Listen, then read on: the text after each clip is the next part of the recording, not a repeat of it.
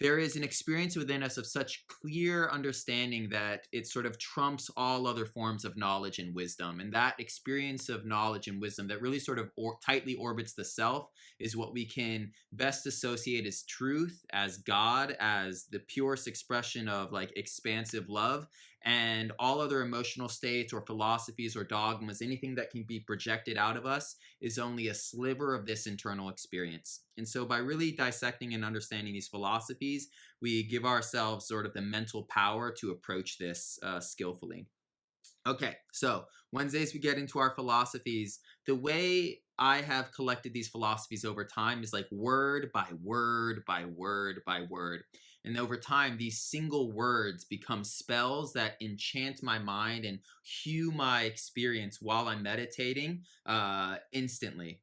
And so we've been talking about what the yogis called kleshas, Kleshas, kleshas or klesha. There are five main klesha, which are the obstacles that prevent us from living life fully externally, but also prevent us from meditating skillfully. And so the first klesha we studied was just this general fear of death, and this is called abenivish. We're scared to die, and in that we're scared to take risks. We're scared to let go of things that give us a sense of security, and in that we're sort of fearful of living fully. And so that's that one. We talked about this. The other two we discussed were asmita and avidya. And so what this is that we don't really embrace the mystery factor of life. We don't embrace the fact that we don't know ourselves. And when we do, it's sort of seen as this existential crisis that we try to resolve immediately. So that territory of unknowing, which often comes with chaos, is not a place that we tend as individuals to want to occupy for long. But this is fertile ground. And the yogis believe this is the truth of things. If you can sit in your own mystery, you're really sort of moving in the correct direction. So this is avidya. It's the ignorance of the true self.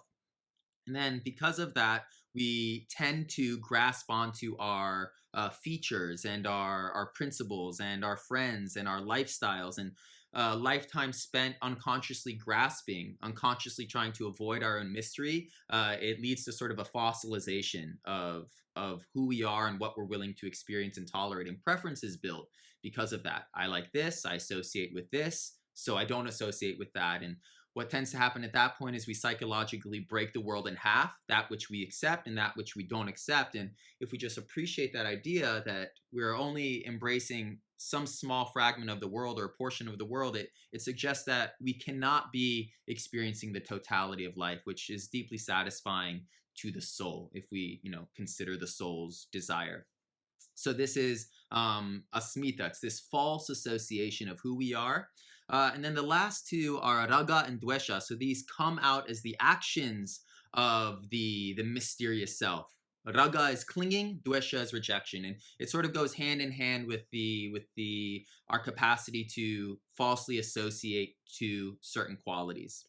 Nice to know that like yogis and serious mystics, they take this idea of misperception or falsely grasping to aspects of ourselves very seriously and almost literally, in the sense that like I grasp to the idea that I am a human being, that I am male, that I am Caucasian. And the yogis would say fervently, it's like, you're not even that. You're not even this body you think you are. You're not even the gender you think you are. You're not even the ethnicity you think you are.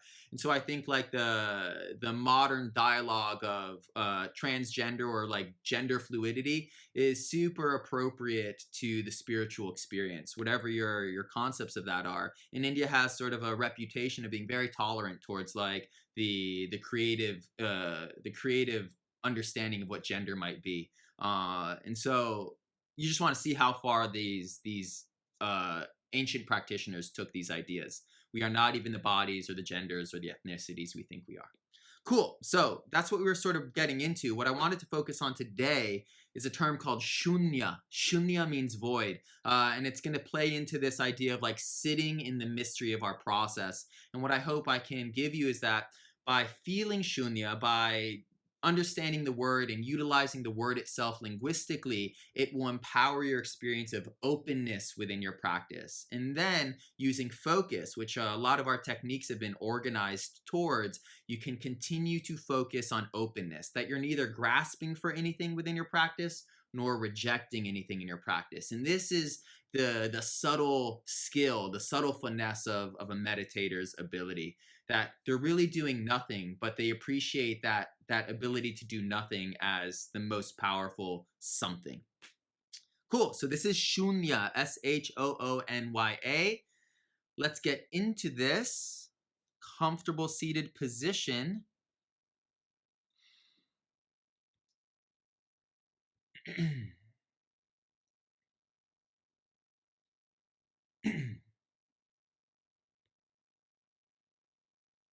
Awesome. And so if it's your first time here, my go-to instruction is mostly physical. It involves 4 steps. First, be still. Do not move your body. No finger. Don't smack your lips. Don't adjust your hips once you find something comfortable. The mind is notoriously difficult to control. The body is relatively simple to control. It is loyal to us. And so feel the intention start to sprout in your mind as the will to be still. Notice if that intention is soft, fleeting, or if that intention is firm.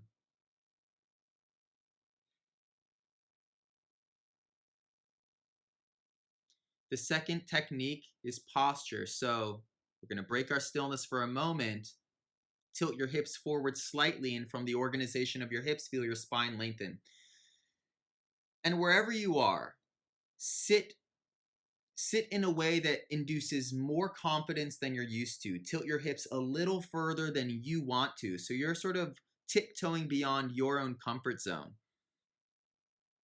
Drag your shoulder blades down your spine or down your back. Broaden the chest from left to right. Now, most importantly, these arms of ours. Rest your wrists on your knees. Straighten your arms completely. Super, super straight arms. Rotate your palms up to the sky. Every finger is spread wide. Now feel your right hand, your fingertips and thumb. Just take a second to feel this tingling and buzzing sensation.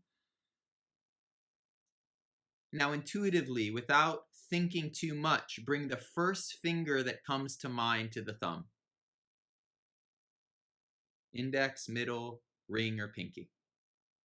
Okay, that is your mudra, your hand gesture. Left hand, same process. Spread the fingers wide. Take a second to feel the fingertips and the thumb. Forget about the right hand. Bring the first finger that comes to mind to the thumb. It might be a different finger.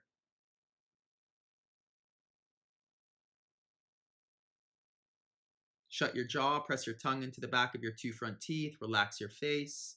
And again, tilt your hips forward one last time. Activate the inner thigh muscles, and in that, extend the spine upwardly. And just start to take note of the confidence that emerges from sitting this way. You're triggering your sympathetic nervous system subtly. You're experiencing positive stress that will ensure you stay awake and stay present throughout the process. Third step, steady breathing. Deep inhales into the belly, inflate all the way into the collarbone. Be sure to be extra patient with your exhales. And notice within the breath, there is always the choice to breathe a bit more slowly. Yet we are provoked to cut our breaths short.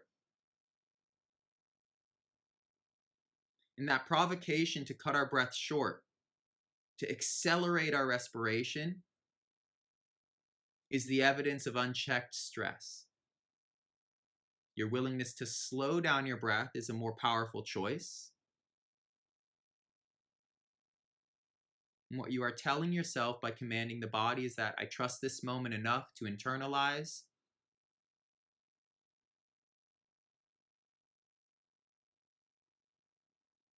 which is necessary to meditate deeply. Stillness, posture, long, patient breaths.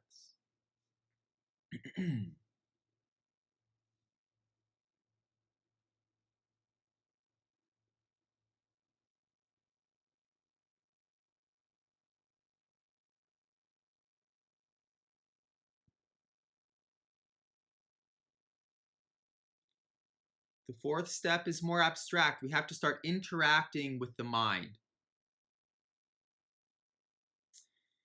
And just to give ourselves an experience of our lack of control. While we can control the body and our limbs at the whim of a thought, our capacity to pick and choose emotions is out of range for most of us.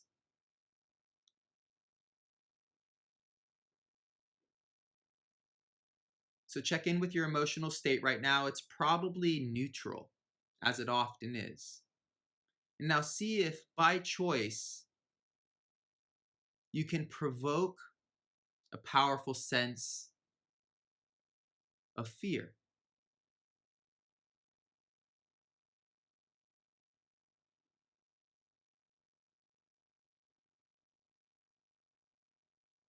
Can you authentically terrify yourself in this moment?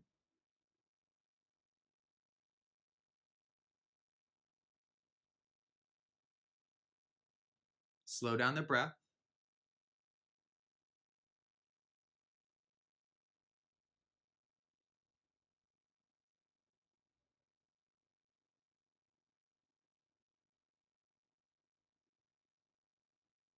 Now shift your focus and think of humor. Can you conjure up such a stark sense of comedy that laughter starts to bubble out of your throat?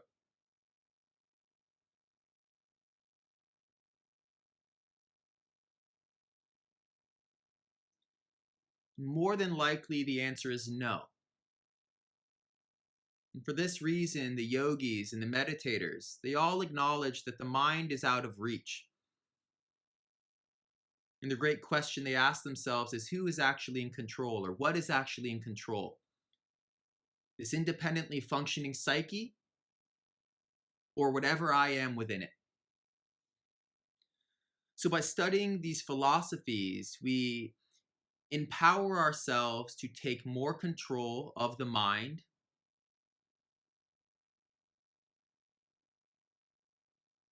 We curate the landscape of this inner wilderness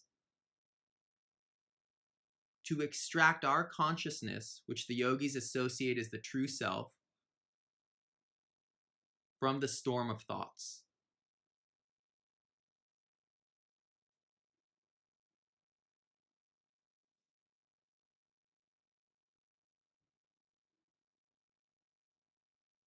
So for the next 5 minutes, we're going to settle. The end game of meditation is simple focus. Hold the mind in a single point. Very quickly, feel the left eye with your mind, right eye, tip of nose. Move up to the forehead, down to the left cheek, across to the right cheek. Move to your lips. Feel your left ear, feel your right ear. Focus on your chin, the center of your throat, and now the center of your chest. Try to feel something about the size of a grapefruit in the center of your chest. Focus on an anonymous tingling, buzzing, spaciousness inside the chest. Slow breaths, 5 minutes of concentration. Take a deep breath in and a slow exhale.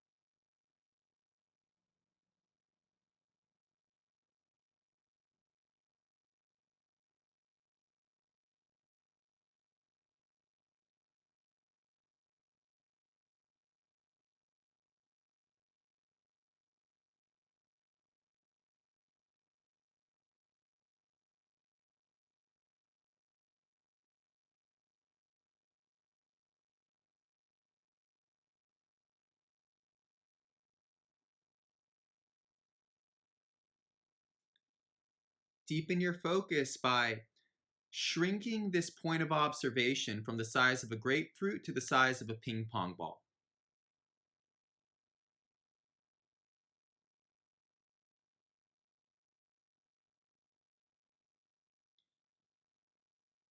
And notice that your willingness to stay focused on this point in your chest involves a dimension of sacrifice.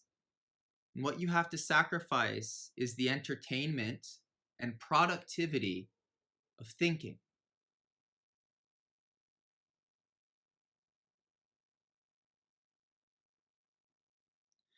And despite your ability or inability to stay focused on feeling this point in the center of your chest, there is the constant nagging and pulling of this psyche that aims to convince you to continue thinking, analyzing, projecting, and understanding. And so to feel that pull, that gentle rip current, is a sign that you're being honest within your practice, and it in fact enables you to make the more powerful choice of restraining yourself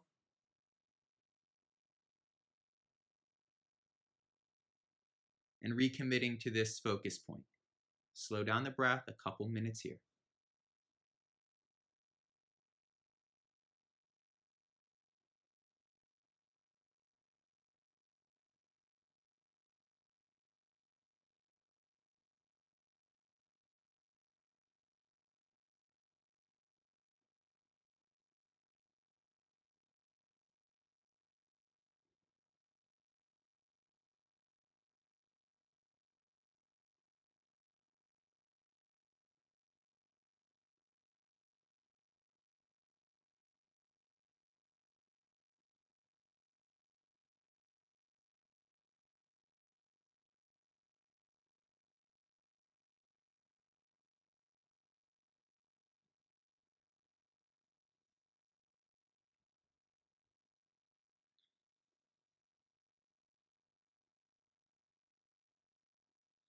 Now, the term we're studying today is Shoonya.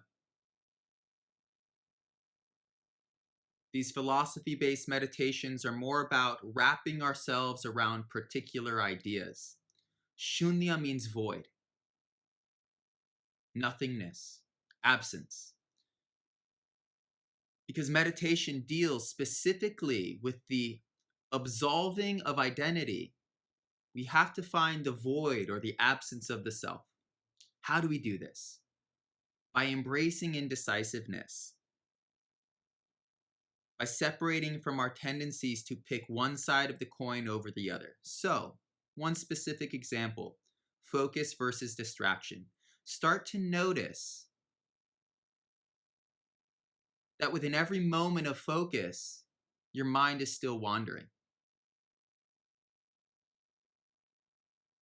And that as the mind wanders, your awareness is still focused on the storyline as it changes. That focus and distractedness actually coexist and occur simultaneously. The inability to feel the simultaneity of focus and distraction within this present moment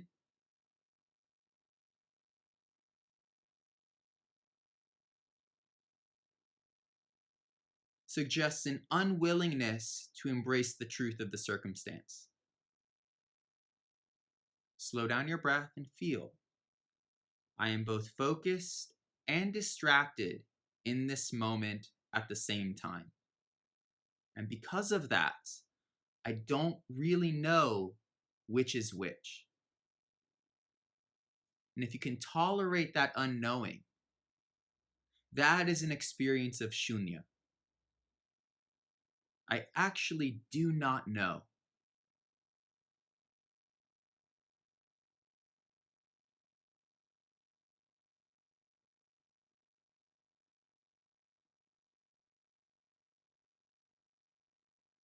All the while you're holding stillness, all the while your posture is strong.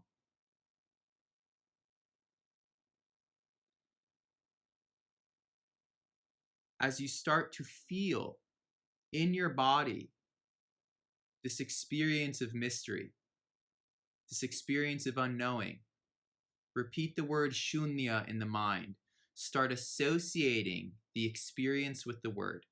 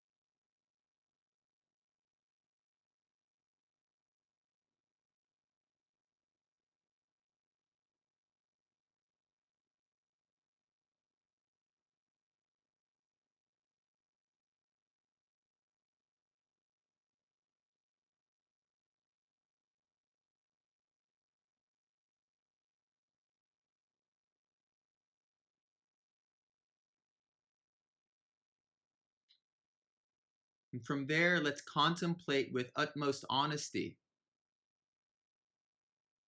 We don't know if we are proud of ourselves or ashamed of ourselves. We don't know if we are open to the experience of our lives or closed off against them.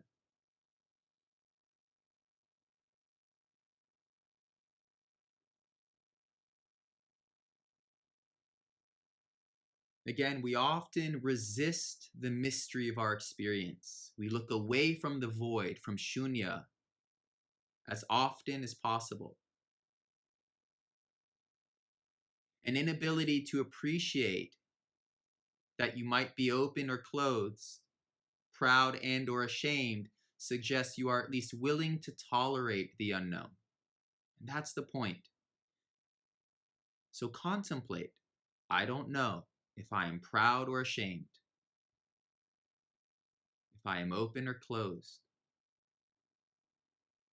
if I'm focused or distracted.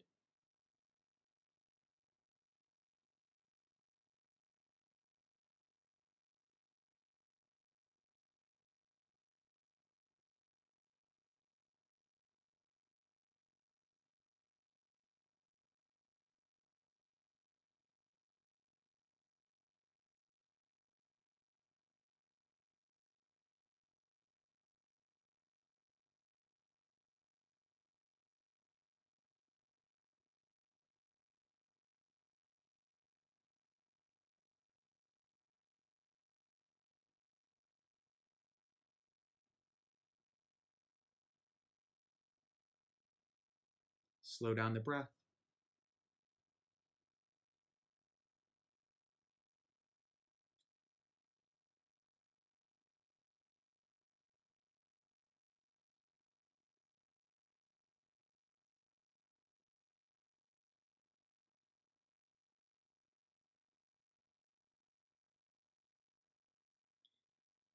If you can feel that visceral experience of confusion or questioning,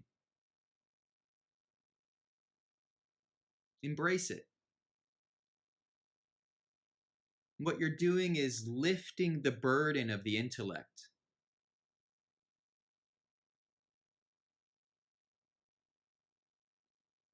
The intellect is limited because it works to define an infinite experience.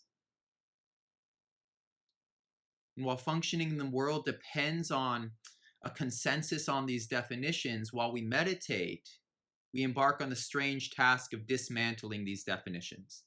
And so now in these closing minutes, just try to feel how much you do not know about yourself, about your life, and about the world at large. And embrace the freedom and the adventure of that.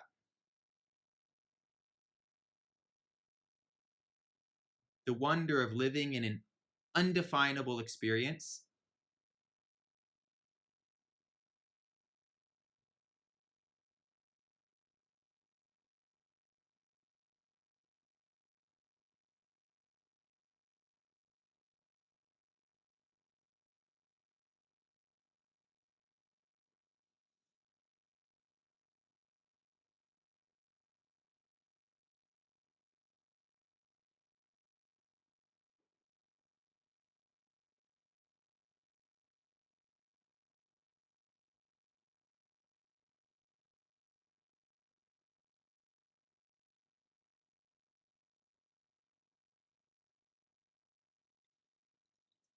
All right, let's go back to the mind.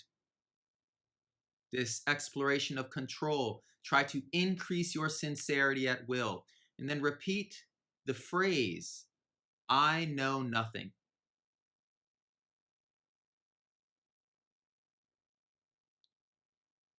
And the nuance is, I know nothing as a thing to know. Not, I lack knowledge. I know nothing itself as a distinct thing to know. Increase your sincerity. I know nothing. I know nothing.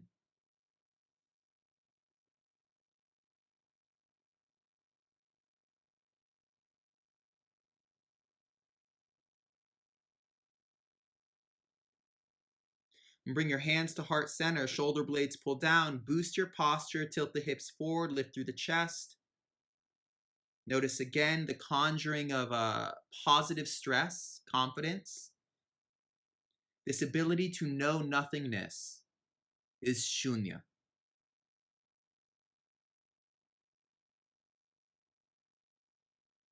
Nothing is a substance, it is an experience, it is a truth as real as any other thing with a name or a form. And to be familiar with it empowers our experience of wholeness.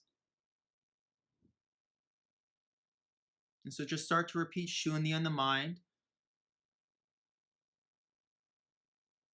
Lift your thumb knuckles to third eye center. Lift your elbows so that your forearms would be parallel to the horizon. So very powerful and sort of like pronounced pose. Press your thumbs into the skin of your forehead. Exercise. Focus every bit of your awareness into that prick of sensation on the skin. So much so that the rest of your body goes blank. So much so that you forget about what day it is, what time it is, maybe even the fact that you're meditating. You're so engrossed in this tiny little exercise.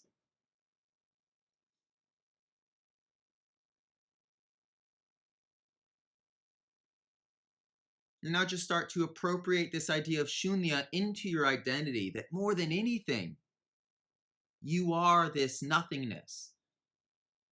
And it's this nothingness that we reach into to extract our potential. It's this nothingness, this mystery we rely upon to change ourselves into something new.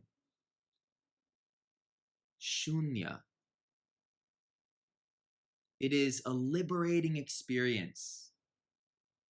Let's take one more breath in.